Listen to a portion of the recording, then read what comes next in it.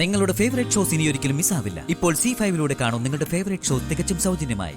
ഇപ്പൊ വന്നവൻ അമ്മുവിന്റെ ഭർത്താവാണെന്ന് അവള് പറഞ്ഞ അവന്റെ ഫോട്ടോയുമായി ഞാൻ ആ നാട്ടിൽ പോകുമെന്ന് അവളോട് പറയും.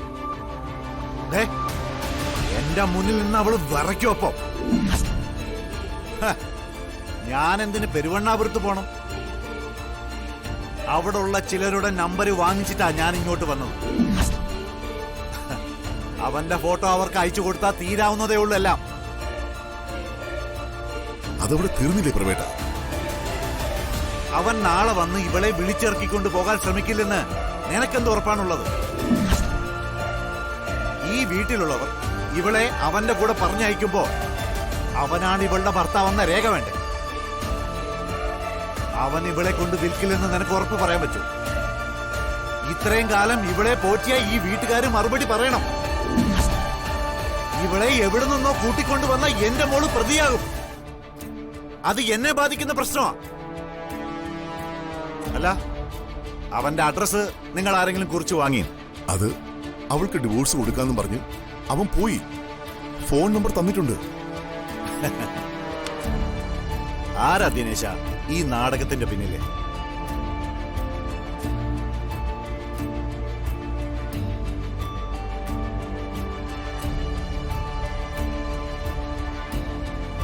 നീയല്ലടാ അവളുടെ മുഖം രക്ഷിക്കാൻ അവനെ കൊണ്ടുവന്നത്. ഞാനോ? പ്രവേട്ടൻ എന്താ ഇങ്ങനെയൊക്കെ പറയുന്നത്? എനിക്കിതുമായിട്ട് എന്ത് ബന്ധമുള്ളത്? ഒരു ദിവസം എനിക്ക് സകല നിയന്ത്രണങ്ങളും തെറ്റും. പിന്നെ പ്രഭാചന്ദ്രനെ പിടിച്ചു നിർത്താൻ ദൈവത്തിന് പോലും കഴിയില്ല. എന്റെ മോളെ ഈ വിധത്തിലാക്കിയവരെയും അതിന് കൂട്ടുനിന്നവരെയും ഒന്നൊന്നായി ഞാൻ ചുട്ടിരിക്കും. സ്നേഹം നടിച്ച് കൂടെ നിന്ന് ചതിക്കുന്നവർക്ക് ശിക്ഷ ഒന്നേ ഉള്ളൂ, മരണം.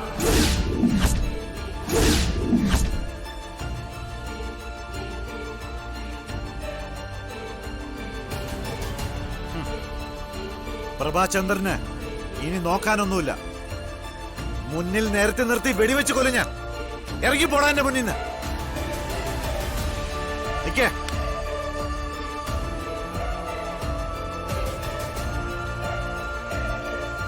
ഇതിനും കൂടി മറുപടി തന്നിട്ട് പോ. സഞ്ജയ് എന്ന് തന്നെ പേര് പറയാൻ എന്താണ് ദിനേശ കാരണം?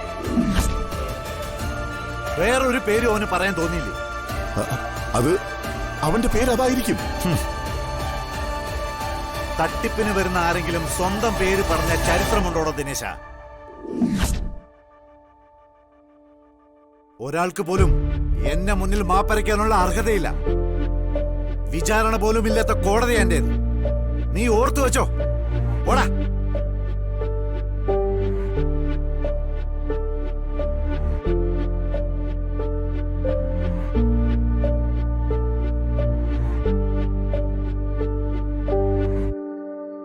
ഡൗൺലോഡ് ചെയ്യൂ C5 ആപ്പ്. കാണൂ എല്ലാ എപ്പിസോഡുകളും സൗജന്യമായി.